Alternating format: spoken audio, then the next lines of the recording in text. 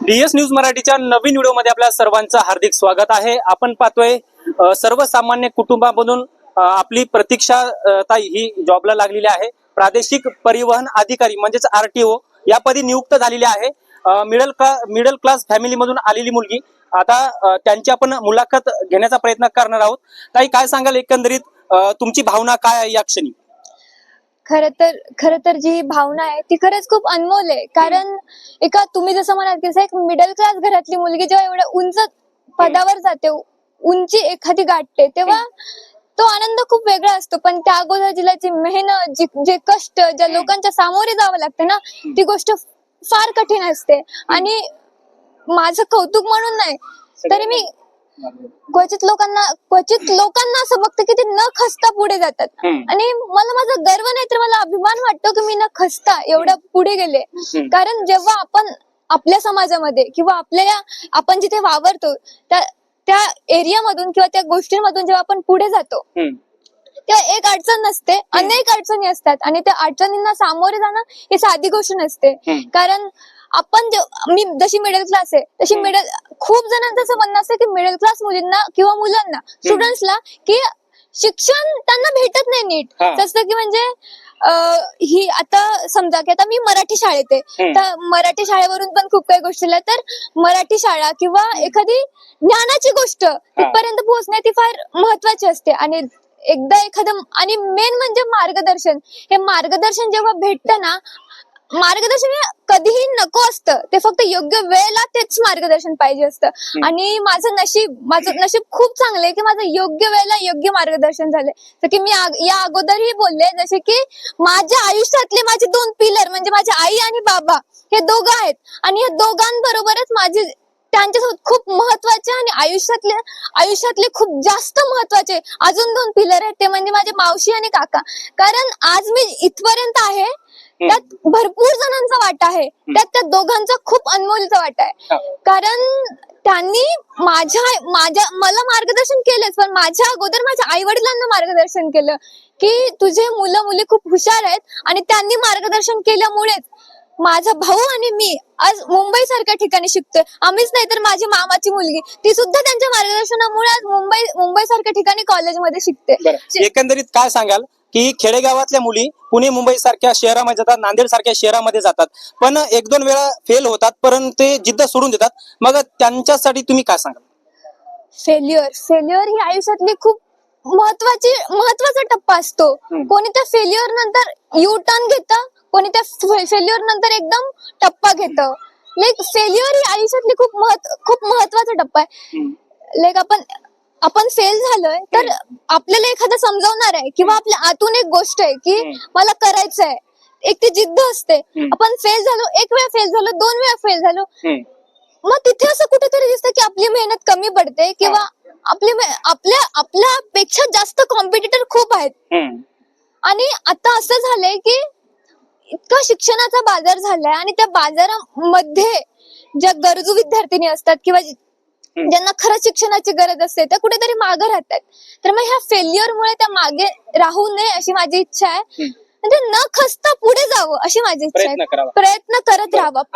अजून एक खेडेगावामध्ये खूप प्रश्न महत्वाचा आहे। खेडेगावामध्ये आपण पाहतोय 12वी झाल्याच्या नंतर मुलीचं लग्न लावून दिलं जातं, पण त्यांच्या शिक्षणासाठी प्रोत्साहित करण्याकरिता, त्यांच्या आई वडिलांना प्रोत्साहित करण्याकरिता तुम्ही काय सांगाल? आणि मुलींचं 12वी नंतर लग्न लावून न देता त्यांना शिकून पुढे नोकरीसाठी तुमच्यासारखं व्हावं, त्यांना तुम्ही सल्ला काय द्याल?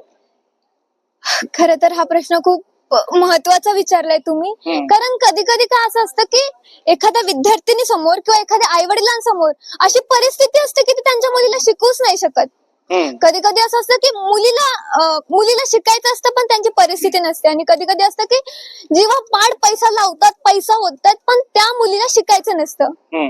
तर माझं एकंदरीत असं म्हण आहे की मुलीला काय वाटतं ह्याचं मत घ्या। कारण हे जे स्वतःला काय करायचंय, मीपणा हा आयुष्यात खरंच खूप महत्वाचा आहे। जेव्हा आपण एखादा मीपणा दाखवतो ना, तेव्हा आपण खरंच पुढे जातो।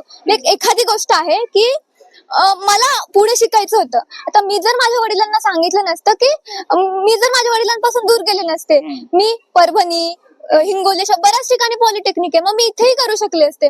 पण माझी एक जिद्द होती आणि मेन गोष्ट म्हणजे त्यांनी मला सपोर्ट केला. त्यांच्या सपोर्ट पर्यंत मी एवढ्या पुढे गेलीच नसती. त्यांच्या सपोर्टमुळे जे काय मी ते आहे. पण मी सगळ्या पालकांना सगळ्यांना असं सांगू इच्छिते की आपल्या मुलीचे मत जाणून घ्या, त्यांच्यावर आपले मत लादू नका. मान्य आहे की परिस्थिती असते, पण एखाद्या मुलगीची जर जिद्द असेल तर ती मुलगी नक्कीच काहीतरी बनते. आणि जर जिद्द नसेल तर ती तुम्हाला बोलणारच नाही. पण जर एखाद्या मुलीची जिद्द आहे, तिच्या मनातलं विचारा की तुला काय करायचं, तिच्यावर थोपवू नका की तुला हेच करायचंय, तुला तेच करायचंय, तुला सगळ्यांना दाखवून द्यायचंय. असं नाही. तुला काय वाटतंय, तुला स्वतःच्या मताने काय वाटतंय, तुला तुझ्या मताने लोकांना काय दाखवून द्यायचंय, हे फार महत्वाचं आहे. बरं, आता तुम्ही तुमच्या फील्ड मध्ये, राज्यामध्ये किंवा देशामध्ये वेगळा काय बदल करू इच्छिता, काय वाटते तुम्हाला? हा पण खरंच खूप महत्वाचा प्रश्न आहे. खरं तर असं झालंय, सरकारी नोकरी, भरपूर पैसा, भरपूर गोष्टी, भरपूर. तर मी ह्या सगळ्या गोष्टी बोलणार नाहीये. खरं तर काय झालंय माहितीये का, एकंदरीत खरंच आपल्या ह्या सगळ्याच गोष्टींचा ना एक बाजार झालाय. तर मला स्वतःला असं वाटतं की म्हणजे जसं की आपल्याच गावामध्ये काय त्या सरांचं नाव, अकॅडमी त्यांनी ओपन केली आहे, विठ्ठल सर. खरंच ज्यांचं जेवढं कौतुक करावं ना तेवढं कमी आहे. कारण आपल्या गावामध्ये म्हणजे ज्या गावामध्ये 10वीच्या पुढे शाळाही नाही, अशा ठिकाणी त्यांनी अकॅडमी उभी केली. आणि त्या अकॅडमीमध्ये आता त्यांचं एकट्याच होतं, म्हणजे त्यांचं झालं, रिटायरमेंट झाली, त्यांच्या सगळ्या गोष्टी झाल्या, त्यांना पुढे करायची गरज नव्हती. पण त्यांना असं वाटतं की आतून त्यांच्या फील्डमधून मी जेवढी मेहनत केली, मी जशा गोष्टी केल्यात, त्यांना इझिली गोष्टी मिळाल्याच नसतात त्यांच्या काळामध्ये.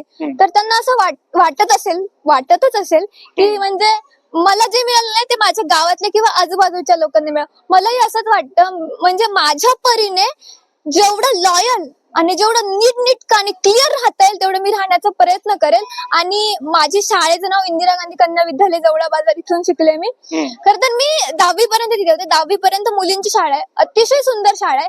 तिथे मी हा दावा केला होता की ह्या ज्या मुली आहेत ना, प्रचंड हुशार मुली आहेत तिकडच्या, फक्त त्यांना एक जो प्लॅटफॉर्म आहे ना तो नाही मिळत. तर माझी अशी इच्छा आहे, वेळ लागेल पण माझ्या परीने मी त्यांच्यापर्यंत माझा प्लॅटफॉर्म पोहोचवण्याचा प्रयत्न करेन. आणि माझ्या कार्याने त्या सगळ्यांनाही तेवढाच लाभ मिळावा याचा मी खरंच प्रयत्न करेल. बरं, काय सांगाल जॉब पर्यंत लागण्यापर्यंत एखादा तुमचा एक अत्यंत महत्वाचा किस्सा, ते 1 मिनिटात संपन्न करा. बरं, ठीक आहे. मी याच्यानंतर सांगते. माझी एक एक्झाम होती, आरटीओच्या खालची जी पोस्ट असते त्या पोस्टसाठी मी एक्झाम दिली होती. फर्स्ट अटेम्प्ट मी क्लिअर झाले, सेकंड अटेम्प्ट मी क्लिअर झाले, थर्ड अटेम्प्ट जेव्हा इंटरव्ह्यू असतो ना तिथे मी फेल झाले. आणि तेव्हा मी प्रचंड डिप्रेशन मध्ये गेले होते. मी घरच्यांचा कॉल नाही उचलायची. माझा अभ्यास सातत्याने सुरूच होता, पण माझं असं होतं की मी मेहनत करते, मग मी कुठे कमी पडते. तर मग मी तेव्हा खूप गोष्टींमध्ये अशी अडकले होते. तर माझं एक ध्येय होतंच की मला ते करायचंच आहे. तर मग मी असं ठरवलं की ही ठीक आहे, ही छोटी परीक्षा मी क्रॅक नाही करू शकले, मला आता ह्याच्या पुढची मोठी परीक्षा क्रॅक करायची. खरं तर मग तिथे फर्स्ट अटेम्प्ट पूर्ण झाला, सेकंड अटेम्प्ट पूर्ण झाला, इंटरव्ह्यूच्या वेळेला माझ्यासोबत माझे आई बाबा असे कोणीच नव्हते. बाकीच्यांचे जे सिलेक्ट झाले होते ना, त्यांचे आई बाबा मर्सिडीज BMW अशा गाड्यांमध्ये आले.